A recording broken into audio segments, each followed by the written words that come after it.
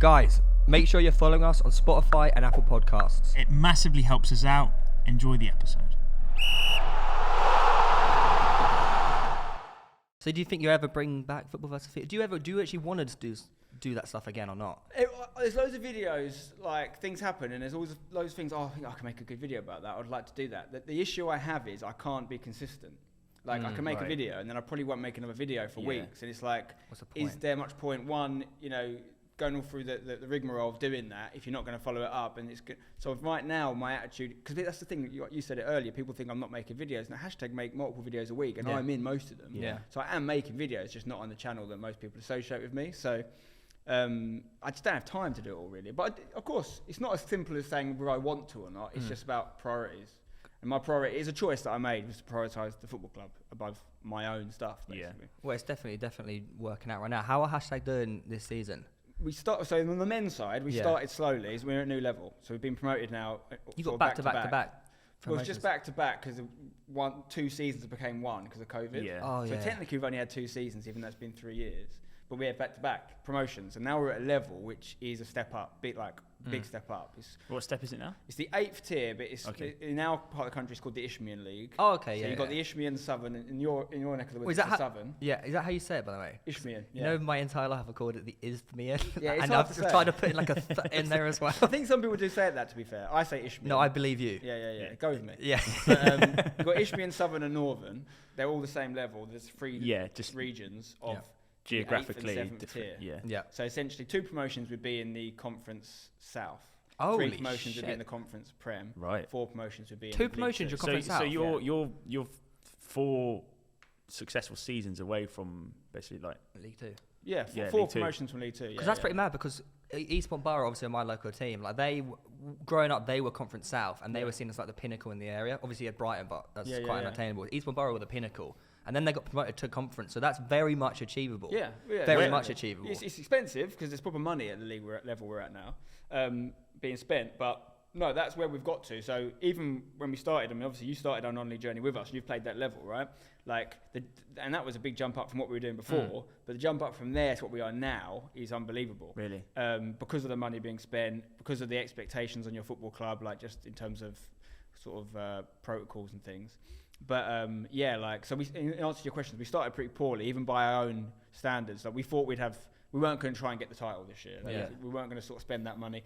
The league we're at now have had no promotion as a result of COVID for 2 years. Right. No one's left it. Yeah. So there's a lot of teams trying to get out of it, spending a lot of money. So we've sort of said, let's not take part in that bidding war this year. Let's step back and just use it as a transition year, bring lots of young players in. But we probably started, even by those standards, worse than we thought we would. But we've won our last 2 games. We're on the up now. So we're 12th at the moment, 20 teams in the league. 20 teams in the league, sitting mid-table. Yeah, that's pretty. That's, I mean, for the first season, I'd take that every day. And there's teams that literally spending quadruple what we're spending. Really? Yeah. So is as sad as it to say, is that literally how football is now? Do you think? Yeah, pretty much. Like it's true, but you have to spend money to get to the top. Well, it's absolutely very poignant, especially right now and what's going on in world football. Yeah.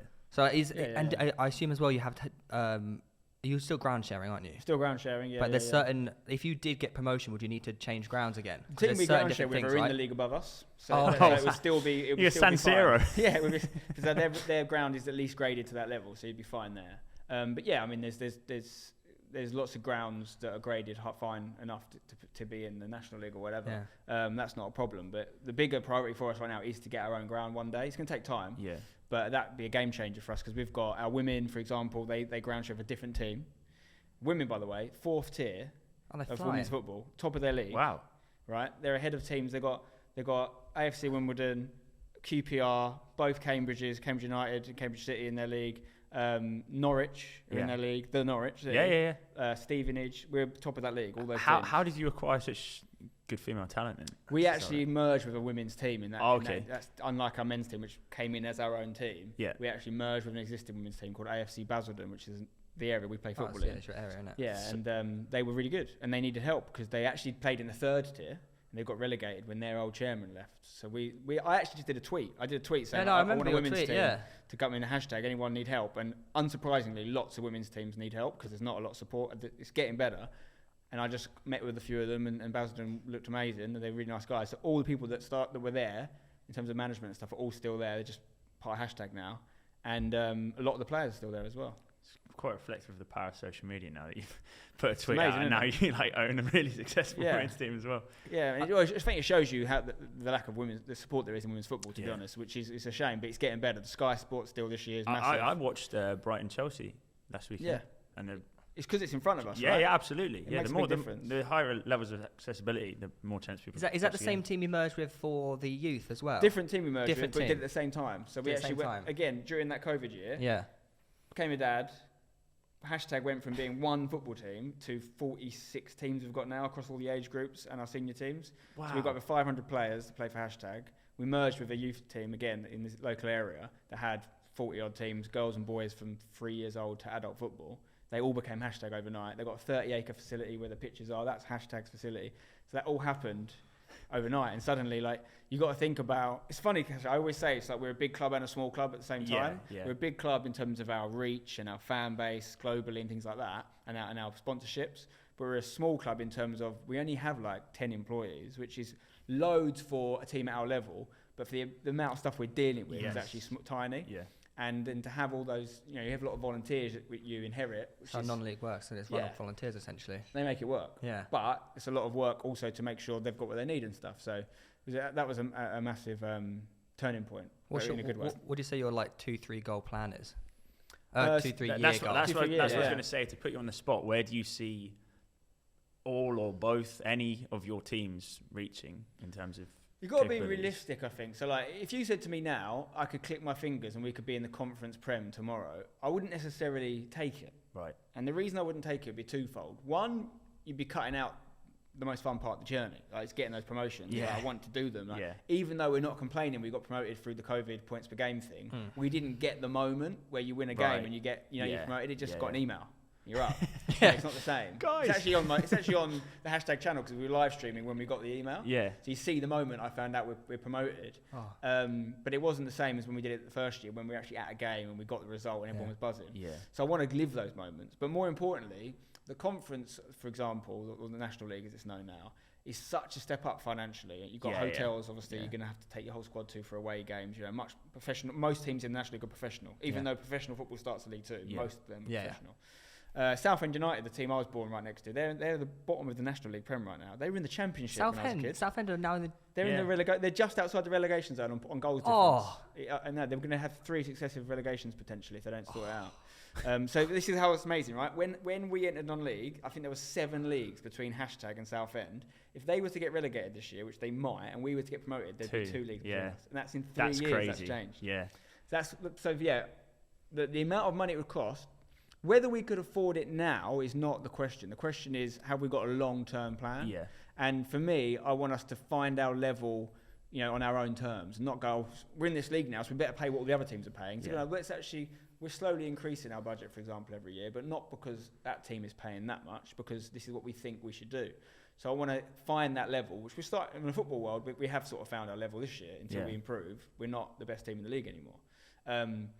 But we've also got other things that are way more important to me. I'd much rather be in the leagues we're all in now, but in 3 years, have our own stadium with all the teams playing at, create a local community that can come to the same place every day. Pretty much every day we've got a game. Yeah. Run that facility, monetize it, maybe put a 3G pitch down, all these things, than I would just be in a league because of an ego trip and I can say I've got to the National League. I want to do both. But Salford City are a great example. Salford started when the guys took over. They were at the league we're at now, the level we're at now, when Class of 92 came in. And what a lot of people don't know is, as well as all the Man United guys and Beckham more recently, a guy called Peter Lim put a lot of money in. He's the guy that owns Valencia, so the guy that hired Gary to go and manage over there. He put in silly amounts of money. He's a billionaire. Yeah. And they're stuck in League Two. Like they're not finding it easy to get out, and they've got way more money than we'll probably ever have. So yes, the dream is we could get to the Premier League, we could get to League Two, but we ain't going to do it without a Peter Lim. Yeah, my pockets on that. We're the first year didn't get that many views.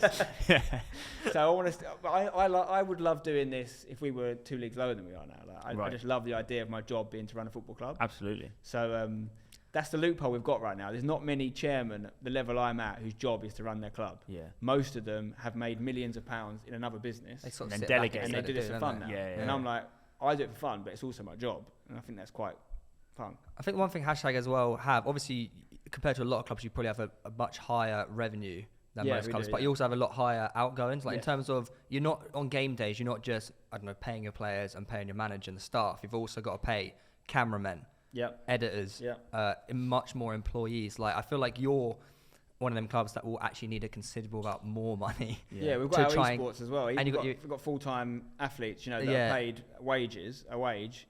Most teams around our level don't have, unless it's bar staff or whatever. We don't have our own bar yet, obviously, but they don't have any staff, or they have one or two maybe. We've got a lot more cost than them. But we have, I'll be honest, I've spoken about this before, like we are saving money. Like we're not spending all the money we make because I'm waiting for this stadium opportunity. But that's what's fascinating about the hashtag journey. It's like you were formed on such a different model to every other football club that you have no limitations as to how you run what you do, it's really good.